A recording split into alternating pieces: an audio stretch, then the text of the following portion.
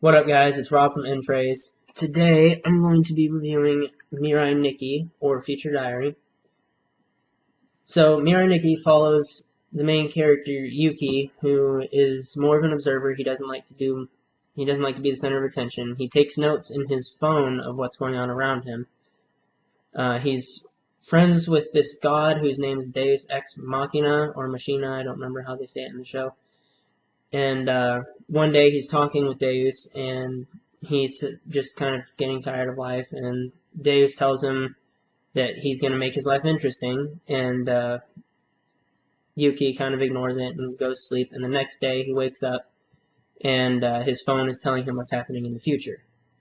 So basically the show just follows him using his diary to find other diary owners in this survival game where he is supposed to kill everybody to become the next god. And he gains an ally early on whose name is Gasai, and if you've seen anything on the show, you will know that Gasai is Gasai. We'll just put it that way. Okay, so I'm going to start this review with the cons instead of the pros. That way we can kind of end on a good note, because this show is...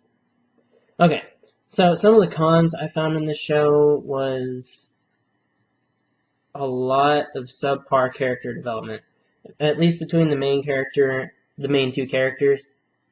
The other future diary owners that you meet actually some of them have decent development, but overall they're all just kind of one-sided, and even the main characters are just like back and forth to the same thing, and it gets kind of annoying.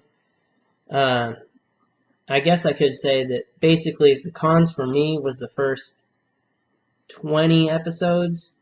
The last 6 are really where it starts to get interesting and all that good stuff. But alright, another con I found in this show, which I guess I sort of touched on when I just kind of blanketed the first 20 episodes, would definitely be some of the arcs they use in the show just seem to go on forever, and it gets kind of boring. And another one of the cons for this show, sorry, my mind is all jumbled up here, is some of the story arcs just seem very unnecessary, and some of them they start and it's like, oh, this is going to get interesting, and then they just kind of scrap the idea, which seems very shoddy to me, just leaving a couple episodes in and get you all pumped, and then they never go anywhere with it. Which actually leads me into my next complaint, which was the ending, because initially, well, the beginning of the ending anyway. Initially, I thought I had it down. I'm usually pretty good at calling how an anime is going to end.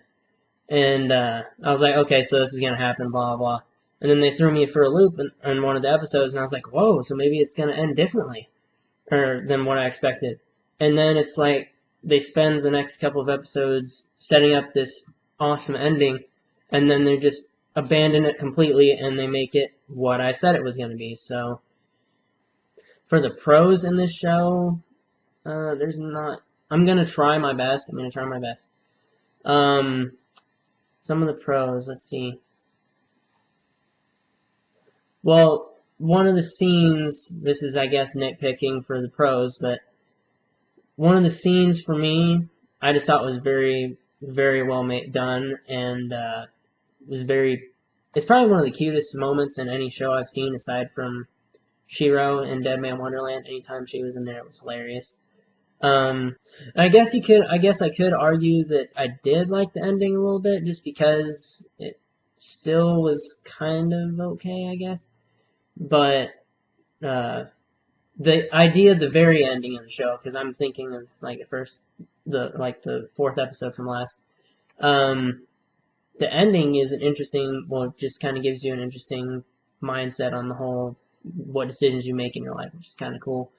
Okay, so for the last con or pro in Future Diary, it definitely has to be the other Future Diaries, because they're all different, which is awesome. I was really psyched to see that they were all different kinds of Future Diary. I was kind of turned off at the beginning because I thought it was going to just be all the same Future Diaries, but after seeing that they were all different and they all matched the characters they were for so well, it really brought a new element to the show, which was pretty cool.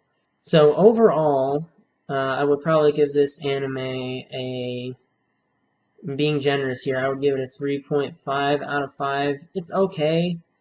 But I mean, you're not gonna be missing out if you don't watch it. But if you do want to watch it, you won't be completely wasting your time. So with that, I am ending this episode. I also want to apologize to everybody who may have been keeping an eye on the Outlast Let's Play. Chris has been gone all week, so he'll probably be having the second part this week, or no, next week, my bad, next week. And then, so I'm going to try and tide you guys over. I'm going to start a Let's Play in a little bit, so I'm kind of in a hurry with this review, which is why it's pretty short. And, you're going to have to bear with me on the Let's Plays, because I don't really do Let's Plays very well. But, other than that, I'm done with this review. I mean, if you guys liked it, hit the subscribe button, all that good stuff. But, for those of you who are nitpicking me right now, and, you know, please go easy on me. This is my first time actually doing a formal review, and I'm giving it my best. So it'll probably smooth out from here on out because now I've got sort of an idea of how to plan. I'll try and get another review out next week. I did finish another show that I think you guys will like. So, see ya.